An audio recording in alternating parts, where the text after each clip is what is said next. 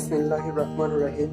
Dear student, আজকে আমরা একটা ইন্টারেস্টিং টপিক নিয়ে লেকচারটা সাজিয়েছি, আর তা হলো শব্দের প্রতিধ্বনি। এই শব্দের প্রতিধ্বনি শিখতে শিখতে আমরা কিছু সূত্র শিখে যাব, এবং এই সূত্রগুলো আমাদের সৃজনশীল প্রশ্নগুলো সলভ করার ক্ষেত্রে কাজে লাগবে। তো প্রতিধ্বনি জিনিসটা কি সেটা বোঝার জন্য প্রথমে আমরা একটু সংজ্ঞাটার দিকে লক্ষ্য করি। সংজ্ঞায় বলে যে যখন কোনো শব্দ মূল শব্দ থেকে আলাদা হয়ে মূল শব্দের পুনরাবৃত্তি করে তখন ওই প্রতিফলিত শব্দকে প্রতিধ্বনি বলা হয়। আচ্ছা, তো মূল শব্দের মানে হচ্ছে যে আমি যে কথাটা বা যে শব্দটা উচ্চারণ করব সেটাই যদি প্রতিধ্বনি আকারে শুনি, এক কথায় বললে ধ্বনির পুনরাবৃত্তি, সেটাই হচ্ছে শব্দের প্রতিধ্বনি। তো শব্দের প্রতিধ্বনি তো আর যে কোনো ভাবে তৈরি করা যায় না, এর জন্য অনেক কিছু শর্তর প্রয়োজন পড়ে। আমরা প্রতিধ্বনি সাধারণত দেখি যে একটা নির্জন প্লেসে আমি যদি পাহাড়ের যাই, সেখানে শব্দের প্রতিধ্বনি তৈরি করতে পারি, কিংবা আম, খোলা একটা জায়গায় বড় ওয়ালের সামনে যদি শব্দ তৈরি করি, সেই শব্দের প্রতিধ্বনি শুনতে পারি। কিন্তু এখানে কথা হলো যে যে কোনো ভাবে কিন্তু শব্দের প্রতিধ্বনিটা পাওয়া যাবে না, এর জন্য কিছু শর্ত মেনটেন করতে হবে। সেই শর্তগুলো মেনটেন করলেই কেবলমাত্র আমরা শব্দের প্রতিধ্বনি তৈরি করতে পারি। তো আমরা এখন সেগুলো শিখবো যে কি কি শর্ত মেনটেন করলে শব্দের প্রতিধ্বনিটা পাওয়া যাবে। শিক্ষার্থীরা, আমরা ফিজিক্সের এই বইয়ের দ্বিতীয় অধ্যায়ের অর্থাৎ গতি চ্যাপ্টারে শিখেছিলাম যে যদি কোনো একটি গাড়ি সমবেগে চলতে থাকে কোনো একটা রাস্তায়, তাহলে সেখানে আমরা সূত্রটা ব্যবহার করে থাকি এস ইকুয়ালস ভিটি। এটা তোমরা সবাই জানো, সমবেগের ক্ষেত্রে এস ইকুয়াল টু ভিটি হয়ে থাকে, যেখানে এস হচ্ছে যে গাড়িটি কতটুকু দূরত্ব অতিক্রম করলো, কতটুকু দূরত্ব গেল, ভি হচ্ছে সেই গাড়ির মানে সমবেগ, অ্যান্ড টিটা হচ্ছে সময়। আচ্ছা, তো আমরা এই সূত্রটাকেই কাজে লাগাবো হচ্ছে শব্দ তরঙ্গের ক্ষেত্রে, অর্থাৎ আহ, শব্দ তরঙ্গের বেগের ক্ষেত্রে আমরা এই সূত্রটা কাজে লাগাবো। যেমন যখন আমি কোনো যে মাধ্যমে রয়েছে কথা বলছি, সেই মাধ্যমে আমার এই কথাগুলো শব্দ তরঙ্গ আকারে ছড়িয়ে চারদিকে ছড়িয়ে যাচ্ছে, এই তরঙ্গের বেগটা কিন্তু সমবেগে রয়েছে, তাই না? যেহেতু তরঙ্গের বেগটা সমবেগে রয়েছে, তাই আমরা কিন্তু এই সূত্রটা ধরেই আগাবো সামনের দিকে। সো এস ইকুয়ালস ভিটি, এটা আমরা শব্দ তরঙ্গের ক্ষেত্রে একটু আলাদাভাবে বোঝার জন্য এই এসটাকে আমরা ধরবো হচ্ছে ডি, বাকিটা ঠিক রাখবো। ডিটা হচ্ছে এই শব্দ তরঙ্গ কতটুকু দূরত্ব যাচ্ছে সেটা, ভি হচ্ছে শব্দ তরঙ্গের বেগ, এবং টিটা হচ্ছে সময়। ওকে, তো এটাই আমরা এখন কাজে লাগাবো, এবং সামনের দিকে প্রতিধ্বনিতে এটা কিভাবে সূত্রটা কাজ করবে সেটা আমরা শিখতে যাচ্ছি। ওকে, তো দেখো যে এখানে ধরো যে কোনো একটি মানুষ দাঁড়িয়ে রয়েছে, আর সামনে কোনো একটা প্রতিফলক মাধ্যম হচ্ছে যে যেখানে শব্দ তরঙ্গটা বাধা পেয়ে পুনরায় ফিরে যাবে। কেমন? সেটা একটা বড় ওয়াল হতে পারে, বড় পাহাড় হতে পারে, অনেক কিছু। আচ্ছা, যাই হোক, তো ধরে নিচ্ছি যে এইখানে মানুষটা যে দাঁড়িয়ে রয়েছে, সে শব্দ তৈরি করলো। তাহলে এখান থেকে যে শব্দ তরঙ্গটা তৈরি হবে সেটা সামনের দিকে এগিয়ে গেল এবং কোনো একটা মাধ্যমে অর্থাৎ প্রতিফলক মাধ্যমে বাধা পেল। আমি ধরে নিচ্ছি যে এই মানুষটি থেকে প্রতিফলক মাধ্যম যেটা রয়েছে সেটার দূরত্ব হচ্ছে ডি, সেই ডিস্টেন্স দূরত্বটা হচ্ছে ডি। তো তরঙ্গটা শব্দ তরঙ্গটা যে শব্দটা সে উৎপন্ন করলো, সেই শব্দটা তরঙ্গ আকারে সামনে এগিয়ে গিয়ে প্রতিফলক মাধ্যমে বাধা পেয়ে পুনরায় প্রতিফলিত হয়ে কি হবে, তার কাছে ফিরে আসবে। তাহলে সে সেই শব্দটা পুনরায় শুনবে, এবং যদি পুনরায় শোনে তাহলে সেটাই হচ্ছে প্রতিধ্বনি। কেমন? তো খেয়াল করে দেখো যে যদি আমি প্রতিধ্বনির ক্ষেত্রে কথাটা বলি, প্রতিধ্বনির ক্ষেত্রে আমি শর্তটা দিতে চাই, তাহলে কি দাঁড়ালো ব্যাপারটা? প্রতিধ্বনির ক্ষেত্রে তরঙ্গটা এখান থেকে এই পর্যন্ত কিন্তু ডিস্টেন্স ডি, তাই না? আচ্ছা, তাহলে তরঙ্গটা সে যাচ্ছে ডি দূরত্ব, এবং আবার প্রতিফলিত হয়ে তার কাছে ফিরে আসতেছে ডি দূরত্ব, তাহলেই না সে প্রতিধ্বনি আকারে শুনবে। সো যাচ্ছে হচ্ছে ডি দূরত্ব, আবার তার কাছে ব্যাক করতেছে, সে দূরত্বটাও হচ্ছে ডি। সো তরঙ্গটা টোটাল টু ডি দূরত্ব ট্রাভেল করে। তাই আমাদের যে সমবেগের সূত্রটা রয়েছে ডি, সেখানে প্রতিধ্বনিতে যদি এই সূত্রটাকে কাজে লাগাতে চাই, তাহলে আমার এই ডিটা হবে 2D, তাই না? কারণ হচ্ছে যে আমাদের এখানে শব্দ তরঙ্গটা 2D দূরত্ব অতিক্রম করবে টোটাল, আর বাকিটা এখানে ঠিক থাকবে ভিটি। ওকে, ফাইন। তাহলে এখানে আমি বিভিন্নভাবে এখন আমাদের শর্তের পালা চলে আসবে। শর্তটা কেমন হবে, শর্ত দেখা যাক। আচ্ছা, তো শর্তটা হলো যে এটা যদি প্রতিফলক মাধ্যম হয়ে থাকে, তাহলে আসলে মানুষটাকে এই যে ডি দূরত্ব, এই ডি দূরত্বটা কত মিটার দূরে তাকে দাঁড়াতে হবে প্রতিফলক মাধ্যমে, সেটা আমি কি বের করব। এমন যদি হয় যে এটা প্রতিফলক মাধ্যম, মানুষটা এখানে দাঁড়িয়ে শব্দ তৈরি করলো, তাতে কি প্রতিধ্বনি শোনা যাবে? আমরা আসলে জানি না। এখানে দাঁড়িয়ে যদি শব্দ তৈরি করি, তারপরে প্রতিফলক মাধ্যমে বাধা পেয়ে তার কাছে যদি আসে, তাহলে কি প্রতিধ্বনি শুনতে পাবে? আমরা কিন্তু তাও জানি না। আসলে ডি কত মিটার মিন করছে সেটাই আমাকে এখন খুঁজে বের করতে হবে। অর্থাৎ ন্যূনতম প্রতিফলক মাধ্যম থেকে কত মিটার দূরত্বে দাঁড়ালে একটা মানুষ প্রতিধ্বনি শুনতে পাবে, সেটাই আমরা এখন বের করতে যাচ্ছি।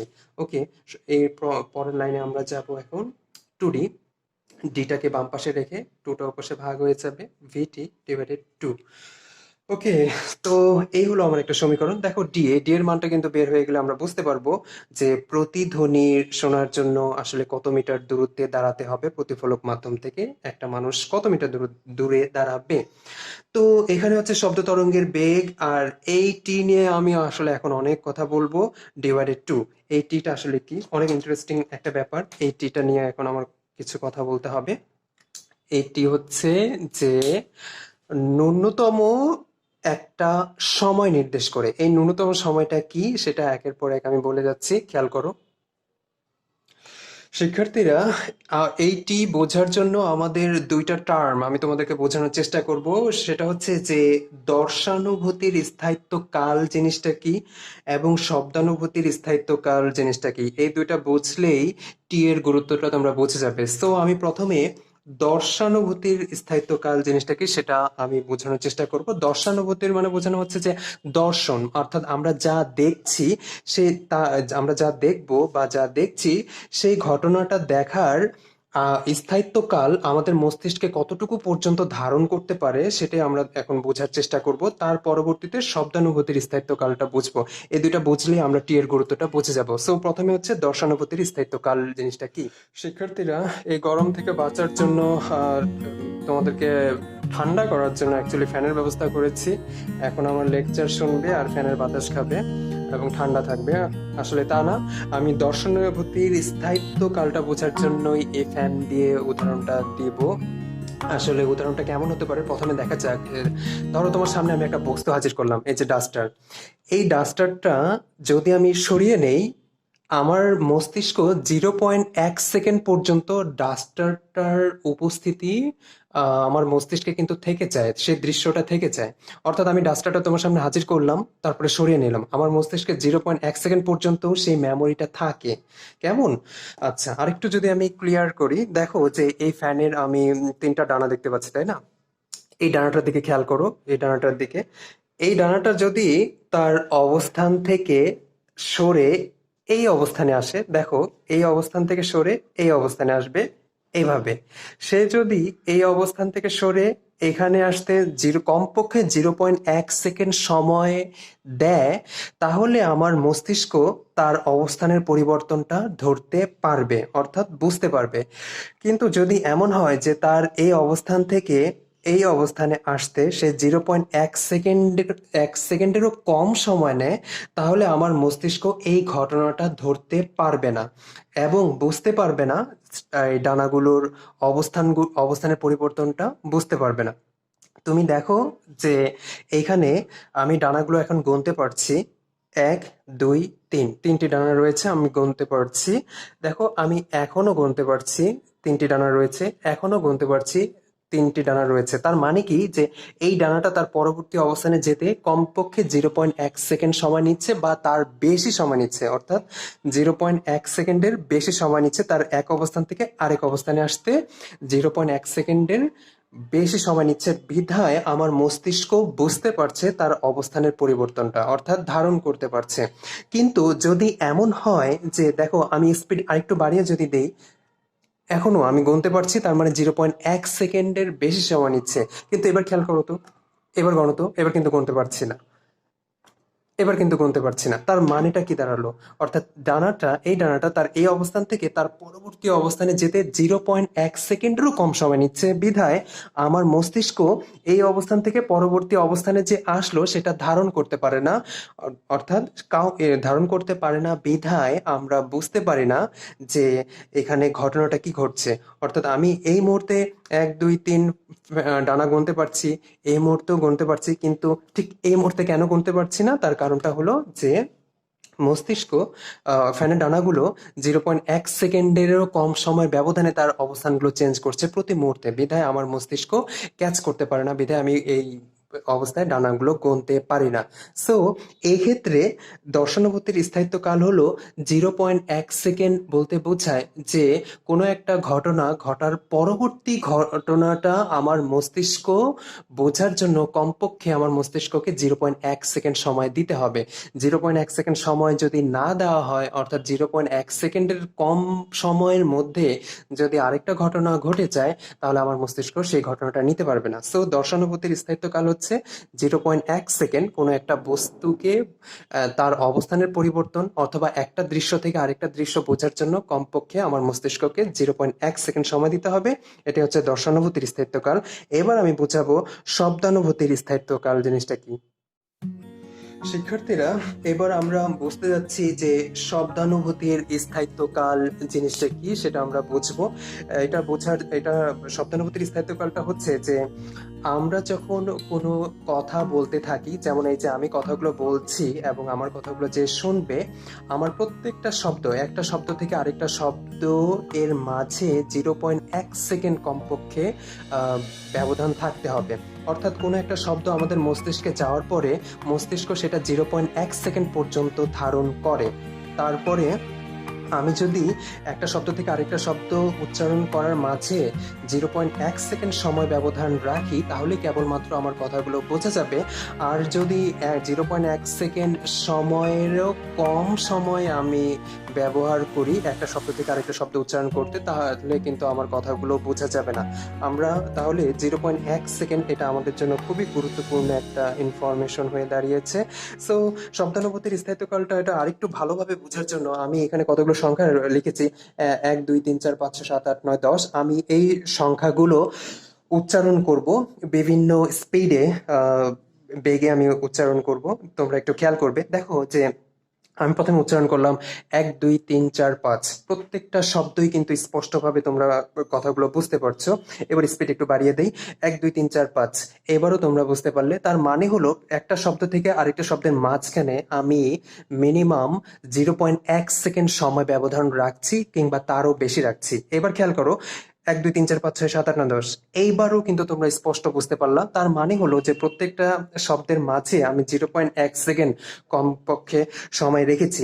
এবার একটু যদি খেয়াল করো, 1 2 3 4 5 6 7 8 9 10, কিছু কি বুঝতে পারলা? হয়তো বা শেষে 10 বুঝতে পারছো, কিন্তু তার আগে আমি কি বলেছি কিছুই বুঝতে পারো না। তার মানে হলো যে প্রত্যেকটা শব্দের মাঝখানে আমি যখন 1 2 3 উচ্চারণ করেছি, এর মাঝখানে 0.1 সেকেন্ডেরও কম সময়ের মধ্যে আমি 1 থেকে 2 উচ্চারণ করেছি, 2 থেকে 3 উচ্চারণ করেছি, 3 থেকে 4 উচ্চারণ করেছি, 4 থেকে 5 উচ্চারণ করেছি।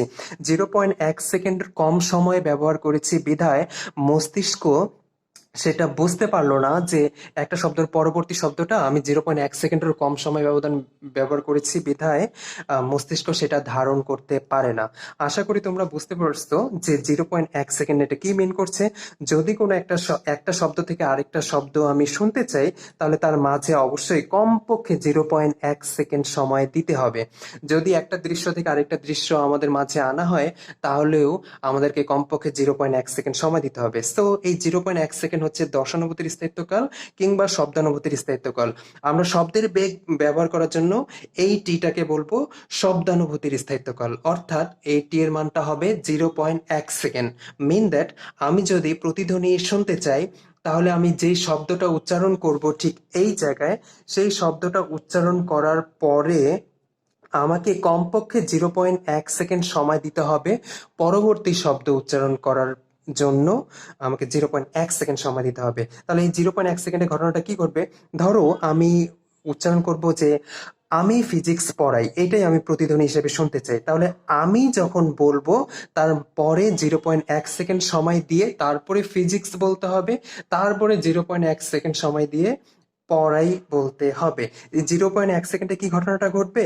এই যে শব্দ তরঙ্গটা, আমি যেই শব্দ তরঙ্গটা উচ্চারণ করলাম, সাপোজ ফিজিক্স আমি উচ্চারণ করলাম, তাহলে ফিজিক্স শব্দটা তরঙ্গ আকারে প্রতিফলক মাধ্যমে গিয়ে বাধা পেয়ে আবার আমার কাছে আসবে, এবং 0.1 সেকেন্ড সেই সময়টা আমাকে দিতে হবে যেন প্রতিধ্বনিটা আমি শুনতে পাই। যদি আমি 0.1 সেকেন্ড সময় না দেই, পরবর্তী শব্দ আমি উচ্চারণ করা শুরু করি, তাহলে প্রতিধ্বনিটা আসলেও, যেহেতু আমি পরবর্তী শব্দটা উচ্চারণ করে ফেলেছি, তাই প্রতিধ্বনিটা আমি শুনতে পাবো না। সো 0.1 সেকেন্ড আমাকে কমপক্ষে দিতেই হবে প্রতিধ্বনি শোনার জন্য। তো আমাদের উদ্দেশ্য ছিল যে ন্যূনতম প্রতিফলক মাধ্যম থেকে ন্যূনতম কতটুকু দূরত্বে দাঁড়িয়ে আমি শব্দ তৈরি করলে প্রতিধ্বনি শুনতে পাবো সেটা বের করা। তো দেখা যাক, আমাদের সামনে তো সমীকরণ রেডি রয়েছে। ভি হচ্ছে শব্দের বেগ, স্বাভাবিক তাপমাত্রায় শব্দের বেগ অর্থাৎ 0 ডিগ্রি সেলসিয়াস তাপমাত্রায় শব্দের বেগটা আমরা জানি 330 মিটার পার সেকেন্ড, সেটা এখানে বসালাম 330 metre per second into T হচ্ছে আমাদের সে একটু আগে যে ডিসকাসটা করলাম শব্দানুভূতির স্থায়িত্বকাল 0.1 সেকেন্ড, সেটা এখানে বসালাম ডিভাইডেড 2, সূত্রের মধ্যে রয়েছে। এখন আমি যদি এটাকে ক্যালকুলেশন করলে রেজাল্ট দাঁড়াবে হচ্ছে 16.5 মিটার। Okay fine, 16.5 metre. তাহলে কি দাঁড়ালো আমাদের এই ডি এর মান? ডি হচ্ছে যে 16.5 মিটার। সো এই ডিটা হচ্ছে, আমি এখানে লিখে দিলাম 16.5 মিটার। এটা দ্বারা কি বোঝালো? এটা দ্বারা বোঝালো যে আমি যেখানে প্রতিধ্বনি শুনতে চাই, সেই প্রতিধ্বনির সামনে ওয়াল হতে পারে, উঁচু পাহাড়ের চূড়া হতে পারে, অনেক অনেক কিছু হতে পারে। যাই হোক, তাই এটাকে আমি প্রতিফলক মাধ্যম চিন্তা করি। এখান থেকে ন্যূনতম 16.5 মিটার দূরত্বে দাঁড়িয়েই কিন্তু আমাকে শব্দ তৈরি করতে হবে। যদি শব্দ তৈরি করি তাহলে সেই শব্দ তরঙ্গটা তো প্রতিফলক মাধ্যমে বাধা পেয়ে পুনরায় আমার কাছে ফিরে আসবে এবং আমি প্রতিধ্বনি শুনতে পাবো। এবং এখানে লক্ষণীয় বিষয় হচ্ছে যে শব্দ তরঙ্গটা টোটাল কতটুকু ডিস্টেন্স অতিক্রম করে। দেখো, 16.5 মিটার হচ্ছে এতটুকু। শব্দ তরঙ্গ যাচ্ছে 16.5 মিটার, আবার কাম ব্যাক করছে 16.5 মিটার। টোটাল শব্দ তরঙ্গটা দুটা যোগ করলে এ হচ্ছে 16.5 অর্থাৎ দুটা যোগ করলে হবে 33 মিটার। শব্দ তরঙ্গটা কমপক্ষে, এটা কি দাঁড়ালো, কমপক্ষে আমি যে শব্দটা তৈরি করব সেই শব্দ তরঙ্গটা কমপক্ষে 33 মিটার ডিস্টেন্স ট্রাভেল ডিস্টেন্স তাকে অতিক্রম করতে হবে। এই হচ্ছে আবার আমার কাছে আসছে টোটাল 33 মিটার কিন্তু শব্দ তরঙ্গটা ট্রাভেল করলো। আর আমাকে প্রতিফলক মাধ্যম হতে ন্যূনতম 16.5 মিটার দূরত্বে দাঁড়িয়ে শব্দ তৈরি করতে হবে, তাহলেই কেবলমাত্র আমরা প্রতিধ্বনি শুনতে পাবো। তো এই ছিল আমাদের শব্দের প্রতিধ্বনি, এবং প্রতিধ্বনি শোনার জন্য আহ ন্যূনতম কি শর্ত রয়েছে। এছাড়াও সব পারিপার্শ্বিক তাপমাত্রা এবং শব্দের গতিবেগ, তারপরে হচ্ছে যে আরো কিছু শর্তর উপর বেস করে আমাদের কিছু এখানে সৃজনশীল প্রশ্ন তৈরি করা যাবে। তো সৃজনশীল প্রশ্ন যখন তৈরি করবে, আমরা সমাধান হিসেবে এই যে প্রতিধ্বনির যে সূত্রটা রয়েছে, এই সূত্রটাই আমরা সর্বক্ষেত্রে ব্যবহার করব। এছাড়াও আরো কিছু সূত্র রয়েছে। সেই সূত্রগুলো হচ্ছে যে আমরা জানি শব্দের গতিবেগ v ইকুয়ালস এফ ল্যামডা, এটা হচ্ছে তরঙ্গ দৈর্ঘ্য, এটা হচ্ছে কম্পাঙ্ক, এটা হচ্ছে শব্দের গতিবেগ। এছাড়াও কম্পাঙ্ক এফ ইকুয়ালস 1/t, এটা হচ্ছে পর্যায়কাল। এভাবেই আমরা আরো ছোট ছোট সূত্রগুলো সৃজনশীলের ক্ষেত্রে কাজে লাগবে। আমরা সামনের লেকচারগুলোতে সৃজনশীল প্রশ্নগুলো সমাধান করার চেষ্টা করব। সো পরবর্তী ভিডিও দেখার আমন্ত্রণ জানিয়ে আজকে এখানে শেষ করছি। সবাইকে ধন্যবাদ। আসসালামু আলাইকুম ওয়া রাহমাতুল্লাহ।